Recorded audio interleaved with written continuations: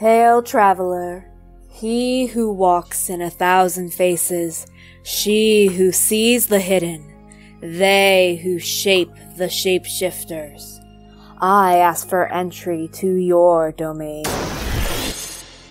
Hail, Raven Queen, sister of the dead, holder of the scales of life, enemy of undeath, and friend to the gentle and peaceful end. You may enter freely and unafraid. What brings you to the endless plains? O Sakai of the Reaches, is he well? He is! He sits now about the campfire, supping with his kin. After a long day of hunting, he is at peace. Should he be otherwise? After all, as your Dullahan, you have the right to bring him back to the material plane at your choosing. No! I would not do so. Even when Falazore nearly slaughtered the Coven of the Staff, I did not. He deserves his rest, more than most, as I stole it from him. Stole? Oh, you are too hard on yourself. Surely, Loth, the Spider Queen, had more to do with that. Oh yes, I will be seeing Loth shortly. Because of her, I broke my very essence. I betrayed the one thing I hold most dear, that mortals be allowed to live their lives uncut by dark magic, nor unnaturally lengthened by the same. And she took that from Osakai, and when I tried to balance the scales with Corvus Dragonchoked, she tore away his peaceful ending out of pure spite. My lady, mortals think we gods can do anything. But they understand not. We are bound by our nature, by our area of influence. And yes, you and I know better than most, as we were both once mortal. You know it is unwise to speak of that, traveler. Would you have me speak of your true name, and have every mouse, goblin, and hag hear it? Unwise? Perhaps, but it is my true nature to test the boundaries, to travel where others do not. Right now, our small band travels where they should not tread. I can feel their boots, trod on a sea of skulls and an ocean of blood. Yes, and cursed to my name unspoken, I set them on that path. Loth deserves to die. But what of me, O traveler? What do I deserve? You deserve to travel your own path, free of spiderwebs and poison fangs. I wish your band luck, lady, and will help where I can. Thank you. I must away, even as Loth has not recovered from her injuries. Neither have I. It is not safe for me to be out of my realm for so long. But would you give Osakai a kind breeze, a warm fire, and a gentle rest tonight? All of that and more, Raven Queen. Fare thee well. Chafing Armor Podcast mini episodes. Descent into the Demon Webs. Part 6. Ancient Slumber.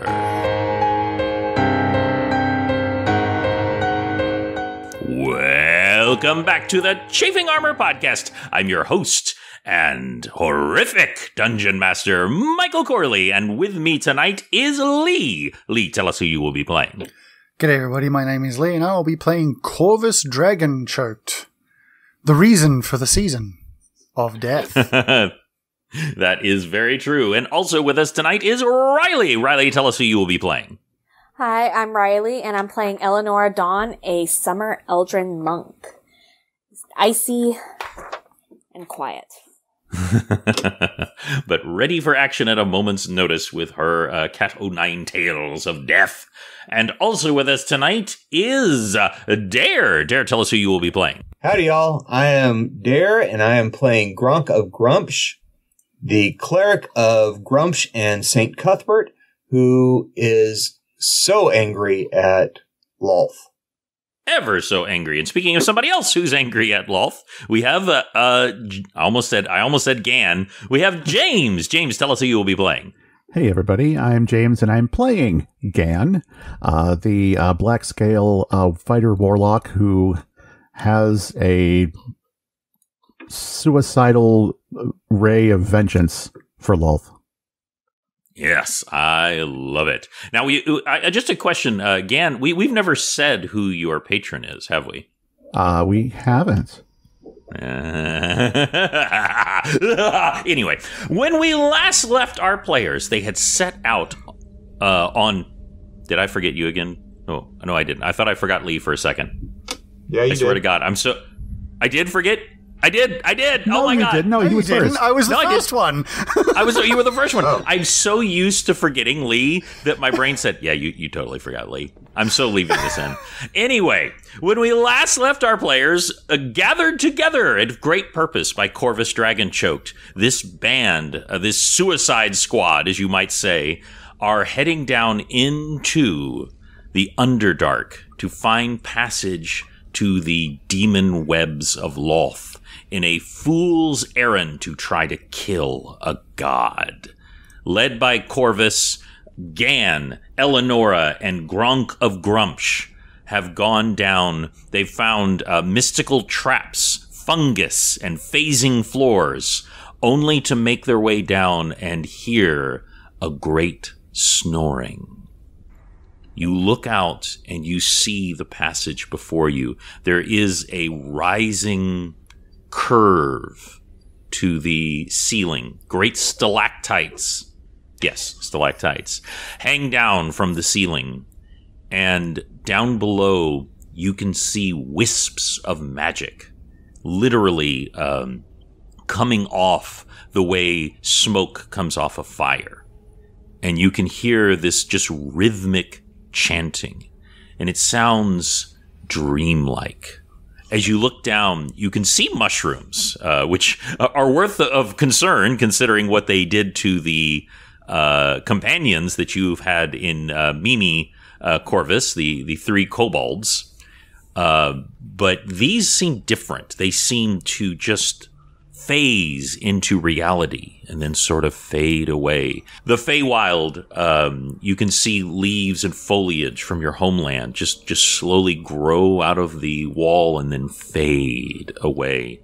And Gan, you swear that you see some of the faces of your tormentors when you were enslaved by your fellow drow just form out of the rock and then fade away. There is deep magic happening in this cave, and it is all around you. What would you like to do? Well, as I recall from the end of our episode last time, there was something else at the end of this cave. There was. There sure was. There was something that you saw. A beholder. A beholder deep in the cave. Its enormous round form, semi-flabby almost, deflated almost, as it floats, its tentacles trail slowly as it moves just aimlessly. And its great, horrendous eye turns slowly towards your party, and you see that it is closed. As far as you can tell, this beholder is sleeping. We do not have to fight this thing. Let's just go around it. Well, not all of us are as stealthy as you are. However, you can float. Well, yes, I can. You're not wrong. I also have other ways of getting past it. There's also one of us who is not so teeny. Yeah, he's going to be a problem. I get the feeling he just wants to eat the beholder. Eyeballs are the best. Soupy, I assume. It's like crab legs. Gummy bears. Crab legs with gummy bears at the end. Sugar-free ones. I quit this campaign. You guys are gross. And I do have a question. Now, you are all far away, so I'm not putting that on you at this moment. But my question is, it may seem like a stupid one, but are you trying to be stealthy? I suggest that I scout out for the exit to this room before we do Good anything, idea. so that if big fella wakes it up, we have somewhere to run to. Okay. So I would like you to give me a roll for a moving silently. I didn't say I was going to do it. Oh, okay. I'm more than happy to let someone else do it. Absolutely. Someone else Listen to can kobolds. volunteer to scout if they want. Nah, I think it's okay. They all just look at the rogue and it's like, well. All right, yeah, I guess I'll Pretty make much. Make us all it's my quiet. job. Yeah. As someone who plays a rogue in another campaign, yup. Once again, for the listener, most of the rogue skills that you would associate with a rogue for Corvus, for example, move silently, I have a 23 modifier. So, yeah, unless I crit fail. Actually, that's not even really true anymore. I was going to say it's almost guaranteed, but no, it's not. Anyway. It's a nat 20. So 43. Interesting. So I want to tell you something, Lee. I was about to go like, because the opposed roll got a natural 20.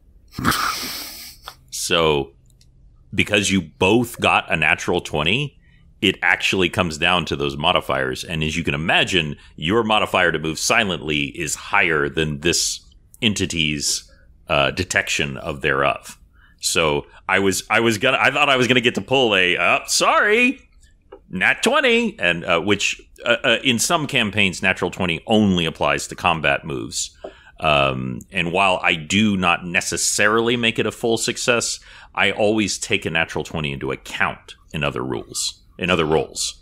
So the fact that you both got a natural 20, what that means is you are nearly detected. So I want you to tell me at a critical moment, you are going around the corner. You are deadly silent.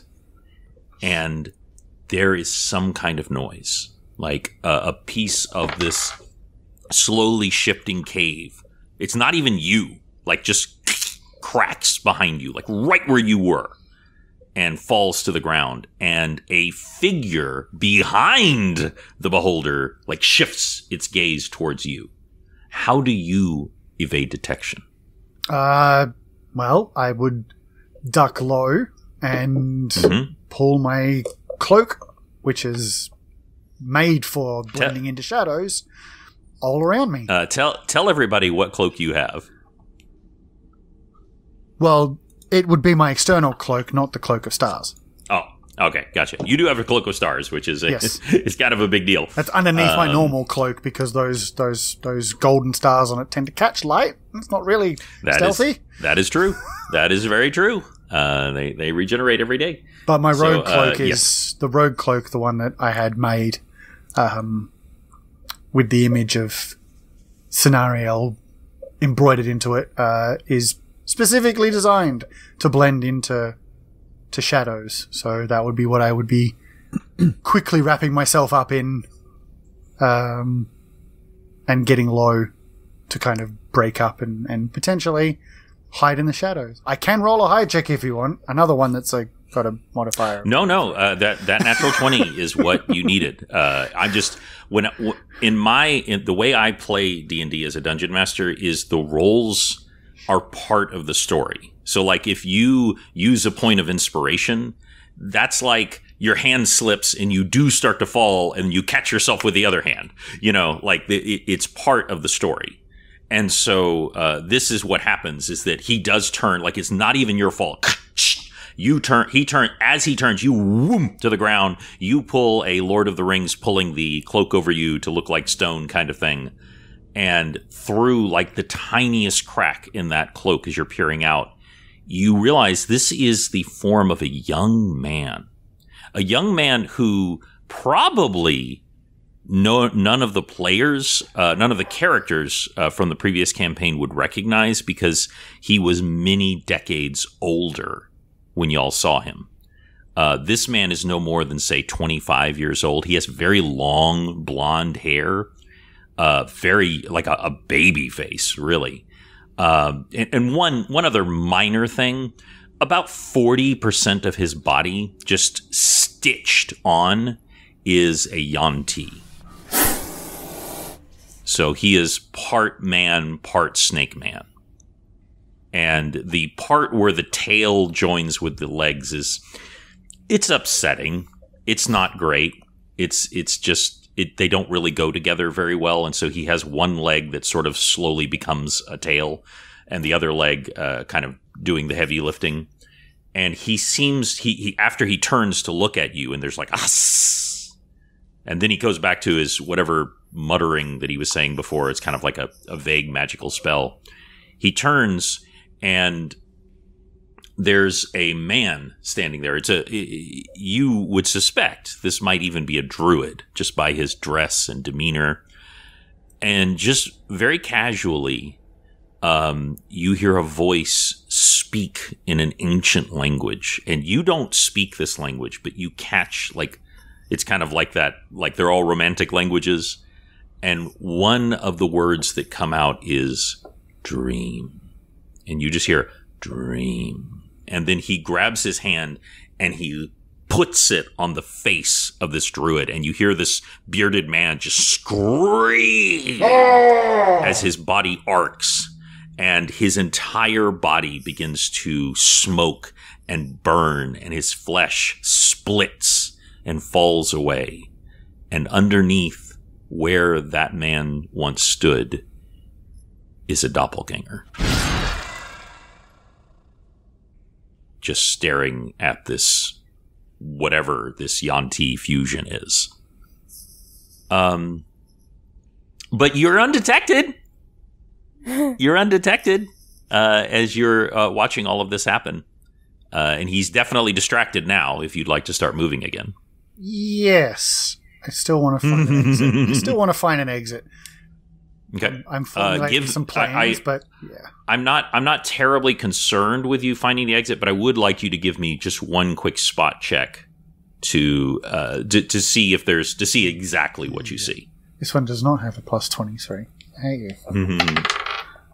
That's all right, I don't need it. Well, I say I don't need and just so and everyone else, just so you know, you do hear a blood-curdling scream that is definitely not Corvus, but the angle is such that you cannot see what's happening beyond this enormous beholder body.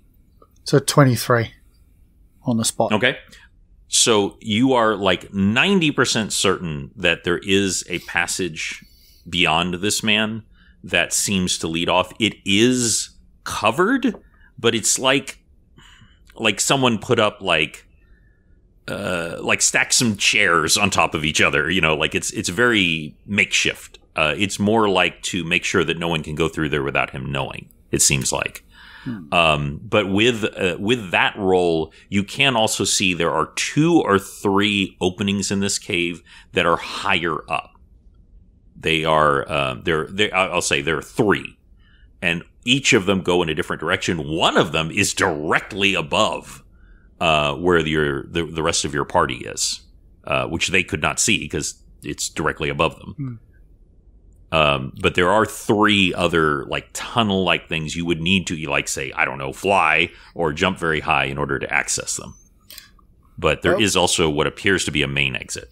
Again, there are 3 of us who could access them, and one who could, but would give the game away by being big. Well, we can always try. Hey, right. Athora was sneaky sometimes. It happens. Yeah, I mean, having seen all of those areas, or all the exits, and made note of them, I would be going back to tell the rest of the group.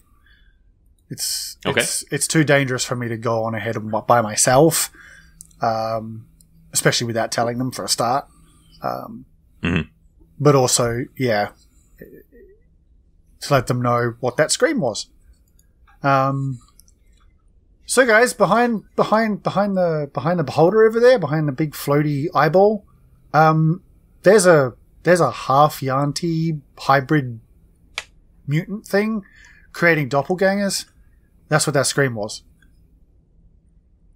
There's also like exits. There's an exit above us or a passageway above this location, and there's a few others spotted around. The exit behind the Yanti hybrid monstrosity is like barricaded, so we're not getting that way without defeating at least 3 not very nice people. Things. Speaking of not nice people, go ahead, please. I was going to say, do you think we could take this Yuan-Ti out? Is he the source of all this madness that's going on in this cave? I wouldn't know. All I know is it's a weird blonde, baby-faced thing with like a half a Yuan-Ti attached to its hip. Like one of its legs is like a Yuan-Ti tail or something, and it just kind of it slapped a druid and said something like dream, and it fell apart, revealing a doppelganger. So I don't know. I don't know how the scream didn't wake the floating eyeball either, but we'll figure that out when it comes to it. We should probably kill it. Put it out of its misery. You know what? You guys, if you want to do that, you go ahead, but I am not here equipped to take on. We are here with a mission to deal with Loth. We can always come back and clean up the trash later. Our focus is to end the threat of Loth, who inspires the darkness amongst all these tribes. Yeah, I'm with him. I gotta say, this just feels like a distraction. All right, well, which way do we go then? I mean, the big man can't go up. Well, the big man can go up if we give him a hand. Okay. And at this moment, speaking of the 3 not great, that druid that you saw earlier, Corvus, is walking towards y'all. As in, he's walking towards the exit, which y'all are in. We should scatter. What would you like to do? Corvus points it out. Let's hide, shall we? Or do our best, at least. All right. Let's stealth. Okay. I would like you can make a. This is technically hide. Would be the relevant skill. If you are trying to move somewhere else, that would be move silently. Sorry, I just got this thing flashing into my head that, like, Gronk just stands there. The doppelganger looks at him, and Gronk just intimidates him into, you didn't see anything. Okay. Now, Gronk, you are not considered large, though, even though you are big. Right? Yeah, you're not. He's still considered a medium-sized creature. Right. He just large, but he's not large. Yeah, he gives large energy. He gives large energy. He could pull a Drax and just hold still, and like no one can see him. That's right. Completely still. Yes. So none of you have disadvantage for that. Of course, if you do have heavy armor. Gronk got a 4. Yeah. That's what I was expecting. It's amazing. I think what Gan is going to do is he's going to wait until the quote-unquote druid gets about like 25 feet away, and then he's going to teleport about 25 feet behind him. Okay. Behind the druid? Yes. Okay. Just so he just pulls a switcheroo and shows up behind him instead of being in front of him. Gotcha. So I just want to go ahead. I was going to say I'm going to like tack a move silent onto that just to make sure I'm not like clunking my way through this. Yeah, but I just want to see how well you succeed. It's not about doing it. It's just like if you stub a toe. That would be an 18 on the die for a 27 for move silent. Nice. So there's a moment where like just the moment where your eye line and his would come into view, and you just boom, boom, and then you're behind him, and he is completely oblivious. Y'all see he has a not a blank stare, but just like a empty look on his face. Yeah. As he makes his way forward. So Gronk is going to stand there and make sort of a shooing motion towards everybody else, and then he is going to stand there like he is on guard, like he belongs there. That bluff, and so good. He is ugly and looks like he belongs in unsavory places. Okay. So you are trying to deceive this person. They don't have a deception check in 3.5. It's bluff. So yes, bluff is the correct one. So I would love you to try and bluff this person. With your high charisma. Oh, well, the charisma isn't high, but the bluff is. Because he intimidates a lot of slavers into giving information. So that is a 31. Whoa. I love this. Do you, what I need to know, do you say anything? No, he stands there with the spear, and as the doppelganger comes around the corner, Gronk kind of leans in, using his scarred side of his face to peer, and then he smiles at the doppelganger and kind of licks his lips like he's getting ready to have dinner. And there's a moment where you all look at there's a moment where you're all looking at Gan. I'll get to you in a moment, Elenora. But like, none of you would have done this. You know, like, this is insane to do this. And yet, because he is who he is, he just flawlessly pulls it off. And this creature, even though it is not like a tabula rasa, like blank, it doesn't have all of its knowledge and experience yet, and it doesn't know what it doesn't know. And so it just goes like, I guess he's supposed to be there, and I don't want to mess with him. And just keeps walking back the way that y'all came from. Elenora, what were you doing in order to try and stay out of the way?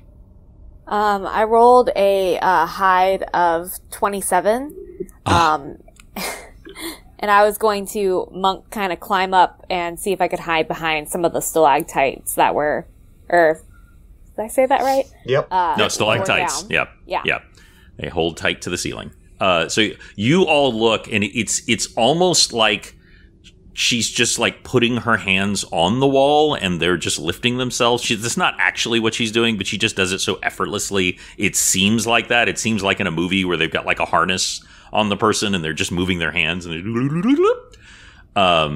as you make your way up, and there's just two that just perfectly, where you can just catch each side, and you're up there. You now also can peer into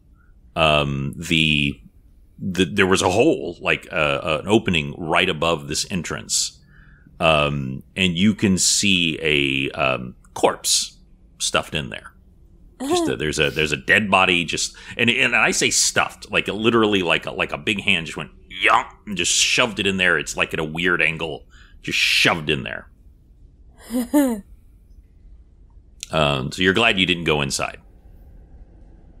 But yes, so you are now up high. You are now much closer to everything, Gan. Would you like to do anything? You're much closer to the beholder now than anyone else. Right. No. I'm just going to wait for the doppelganger to move on so we can regroup. Okay. So the doppelganger is gone. Y'all have successfully solved my doppelganger puzzle. in the most unexpected way possible. To be fair, Gronk was the only one that could possibly have done that anyway.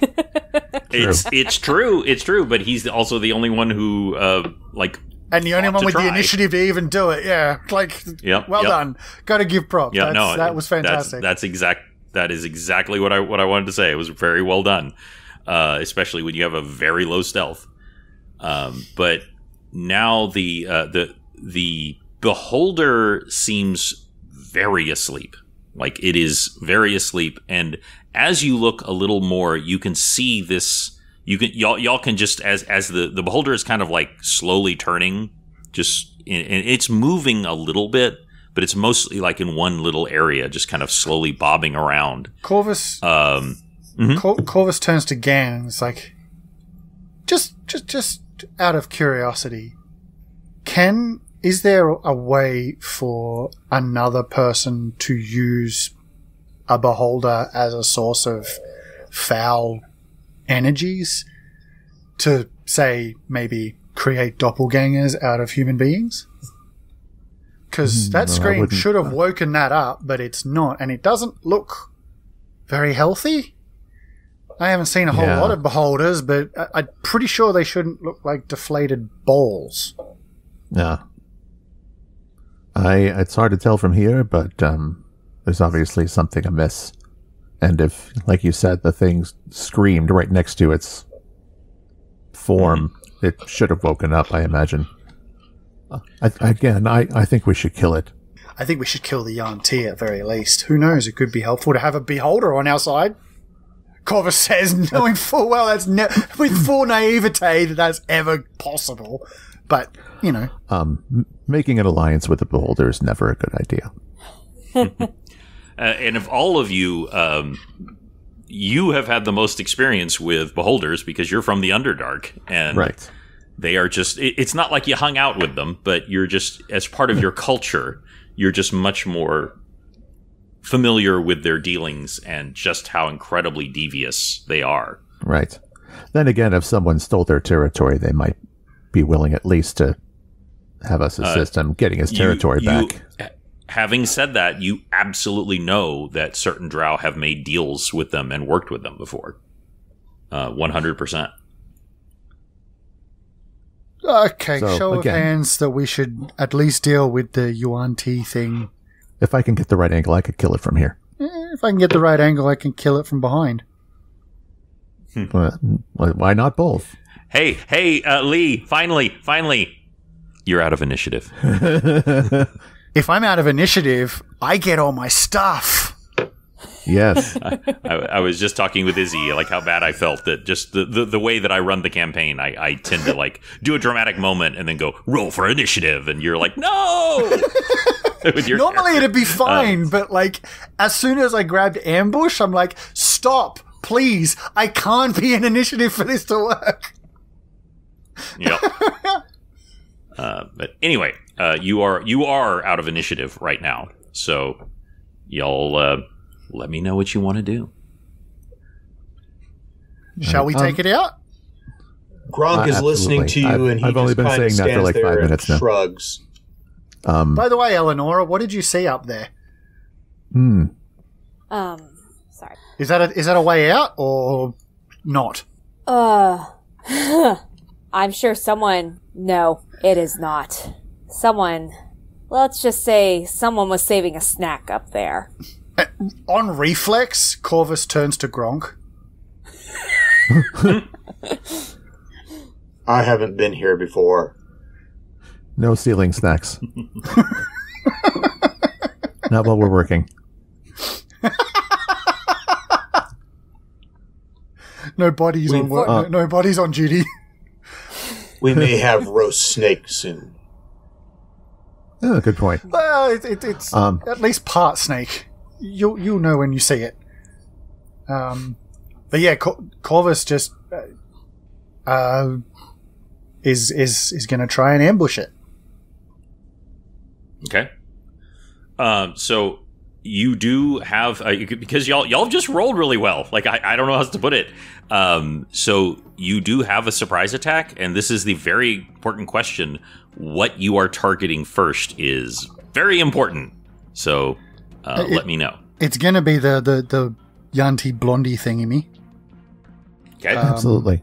Something ain't right here, and I'd rather get rid of this and then deal with a beholder potentially, rather than deal with both at the same time. So Because as your there's no way dungeon master, because there's no way, even with what I've got, there's no way I can one-shot a beholder. That's not happening. very unlikely. So the dungeon master had to give the Yanti one more go. He rolled a 3. I couldn't just let him be completely oblivious without trying. And his perception is not bad, but 3. So go for it. Okay. What I would like y'all to do is I would like everybody to roll for initiative now, and that will decide who acts first, because that will matter. Okay. So Well, just for future reference, my initiative is 28. That's not bad. All right. 28. Okay. That's what you got total? Yes, that's Yeah, you are not in initiative yet. Trust me. Yes. Elenora, what did you get? I got a 26. Wow. Y'all were like doing really bad the other time. So this is interesting. So Gronk. 23. Wow. I love this. And Gan? I'll break the pattern. A 9. 9 for Gan. There we well, go. can't have it all. I'm waiting for the right shot. Okay, so And same roll. Wow, interesting. Okay. All right. Gan. Corvus. You are first. I'm also out of initiative, so this is an ambush surprise round. This is an ambush. This is an ambush. This is just to have the order first, since you all get the ambush round.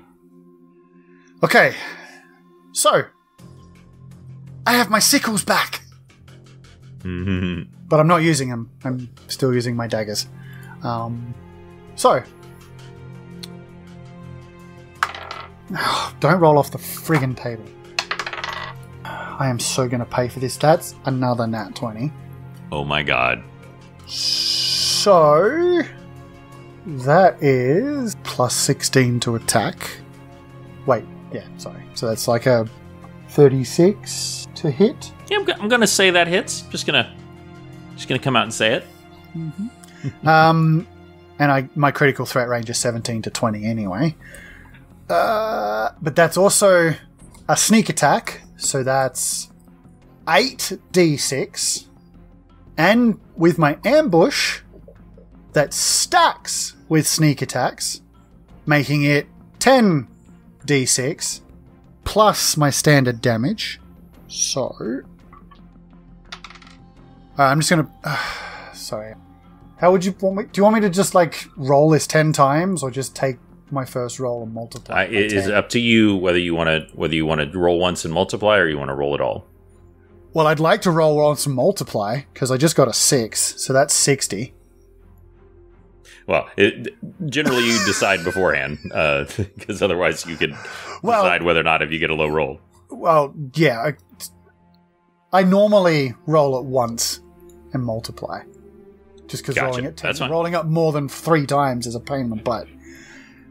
So that's 60 damage sneak attack, plus double my d4, plus my dexterity, because it's a finesse roll. So that's 4 plus 5, so 9, 18 damage. So 78 damage on the sneak attack roll. So the total is 78 damage. Is that correct? Wait, and that's doubled, right? It is a natural 20. So 156. It's just my base damage is doubled. So no, it's 78. My bad. Okay. So I want you to tell me what kind of attack are you doing on this creature, man, person thing? I'm going for the vitals. Where I think the vitals might be on the human part of this thing. So, Okay.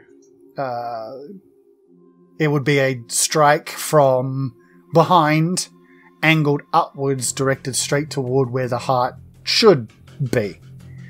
Not really knowing where it's going to be in this thing, given it looks like it's been stitched together. It's all I got. So you just... we say that word, but you eviscerate this creature, and the scream that comes out of it is insane. As it screams, you see that its tongue even has been delicately stitched together so that half of it is forked. As it... that's just my first attack. That is your first attack. How's it looking? Is this thing okay? Oh no, he is very hurt. He is very, very hurt.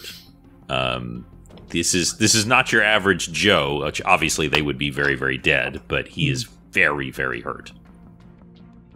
All right, let's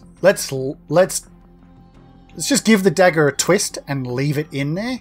Okay. Oh wait, no, I can't do that because never mind. I'm going to stab him again. I just realized if I switch to my sickle, that ends my turn. Because I'd have to take an action. Alright, let's stab again. This is a plus 11. That is a 18 on the die, which is my threat range, so that's a critical. And an 18 will hit. He does not have a low AC, but an 18 will hit. Even though he is wearing no armor.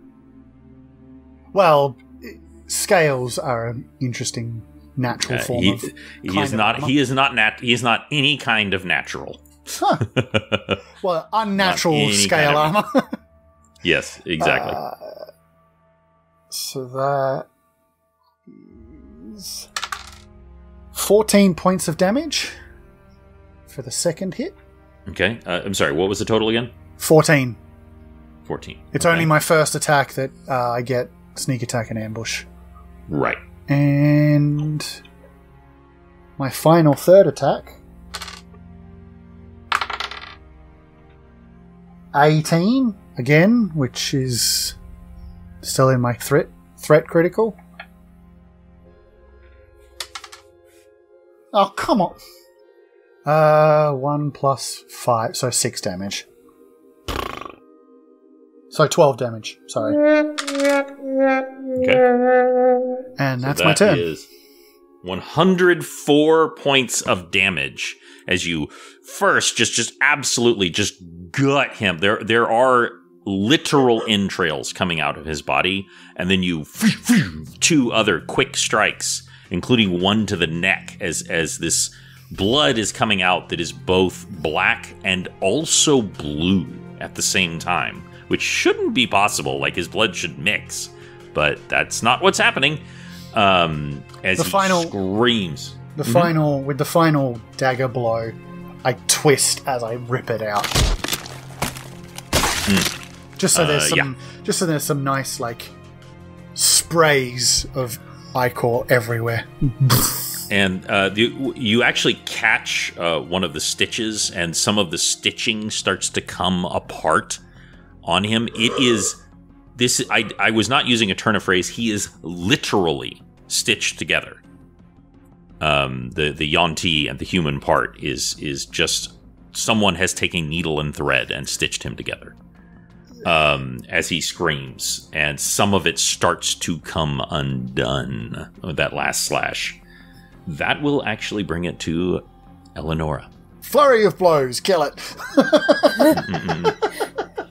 Yeah, we'll just go ahead and stomp on its head. Like, it's on the floor, withering, right? So,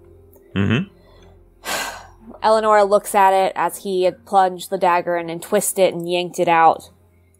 And not in an act of mercy, but with the full anger of her and her people, brings her boot straight down on its head, crushing the skull inwards. Give me that roll. Alright, so that would 25 for damage. That will hit. To hit. That will hit. And then damage. That's 20 points of damage. 20. So that's 124 points of damage, and that is your very last attack, right, as a monk? Yeah. No. No. Sorry. I'm sorry. I was joking. I was joking. I was like, wait, sorry. no. I just said it. I said it so nonchalant. I caught you off guard. I got you. No. Of course, you have multiple attacks as a monk. All right. Let's see. Sorry, I thought he was on way lower hit points than he was. I thought you were just like, all right, now he's on his last leg. All right. We're going to, yeah. Sorry. Hit him again. Yeah, we're just gonna hit him again. Stomp it. That's a natural 20 to hit him. So you're gonna kill him with this. Yeah. So what I want to know is, what does it look like when you kill this half human, half Yanti monstrosity? And what kind of blow is this? Feel free to cut this out, but I've just suddenly got in my head this, all of a sudden, from out of nowhere, this weird Irish music starts to come up, and Elenora just starts doing a river dance, just on his I was man's thinking head. more Cotton Eye Joe. Where did he come from? Where did he go? Where did he come from? Critical hit. It's just this weird, like, fourth wall break of suddenly this happening, and it's stuck in my head, and I'm just like, that is hilarious to me, and I can't stop. I can't not see it in my head.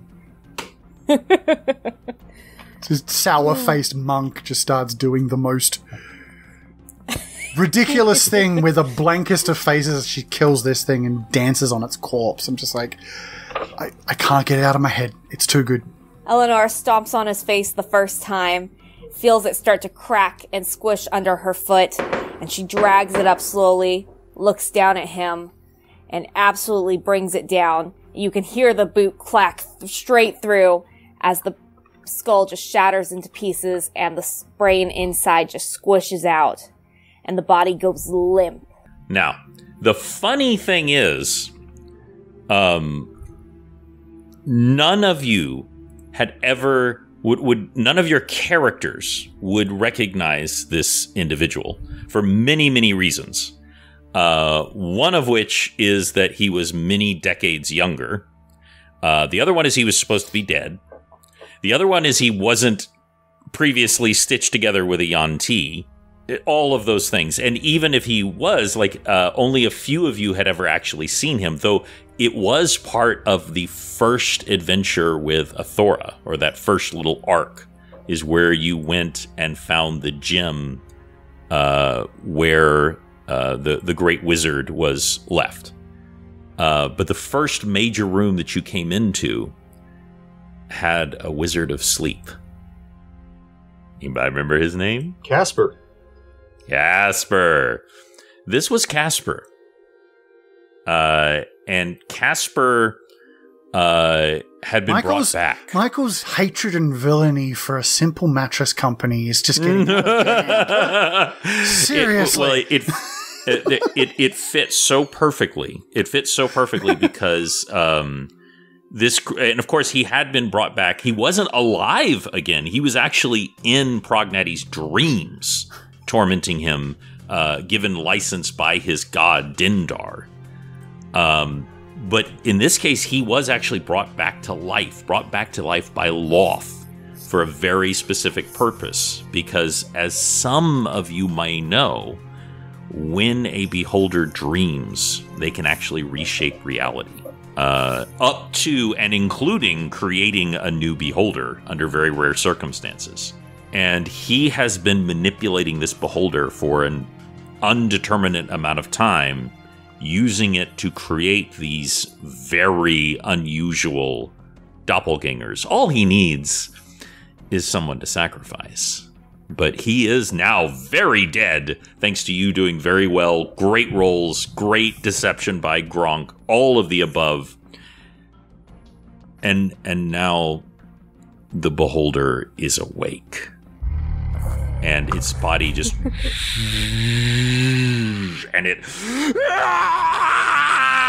and beams begin just shooting out from its eyes indiscriminately as the beholder instinctively understands it has been under some kind of enchantment for a very long time. It is very hungry. It is very, very angry. And from all three of those holes in the ceiling, you hear a as figures begin to emerge from them, and from the ground, a just bizarre choir of elf maidens, all of them undead, just rise up from the ground. All of these held in check and ready to be used by this powerful wizard, Casper, who just utterly got curb stomped by Elenora and eviscerated by Corvus, and they are all now completely out of control. Absolutely nobody tell the beholder to calm down. Don't do it. Don't. And they are all coming for you.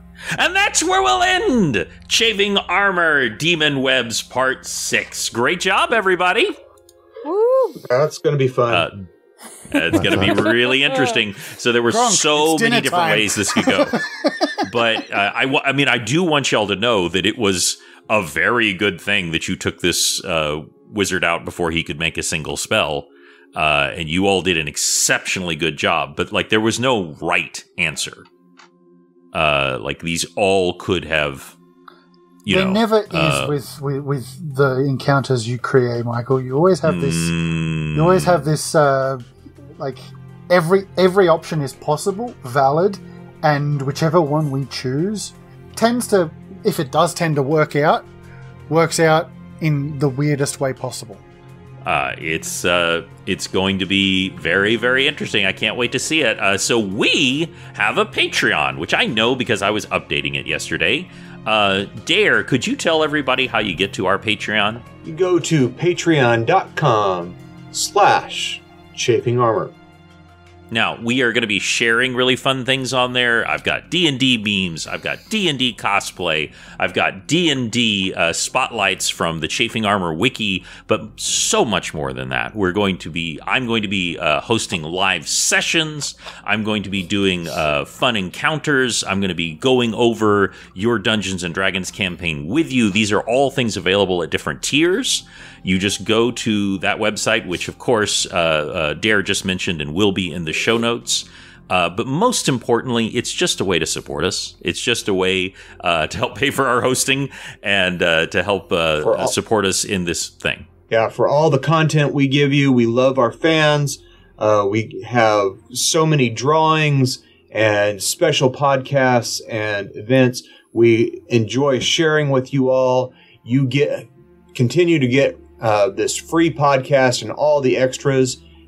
We'd love to have you going on this journey with us. There are a couple of tiers to look at. We'd love to have you be part of our team and join in with us in all the discussions and fun. Absolutely. And the one thing that I decided a long time ago is I'm going to keep this podcast ad-free because it just really doesn't add anything. The ads don't make very much money, and they're just really annoying. And so that is why we've decided to go this way, and the only quote-unquote ad is just going to be reminding y'all that you can support us through the Patreon. So we do appreciate it. Thank you all for playing. Thank you for not killing us. Not yet, but we'll see you how it goes in episode 7. Until then, we will roll with you soon.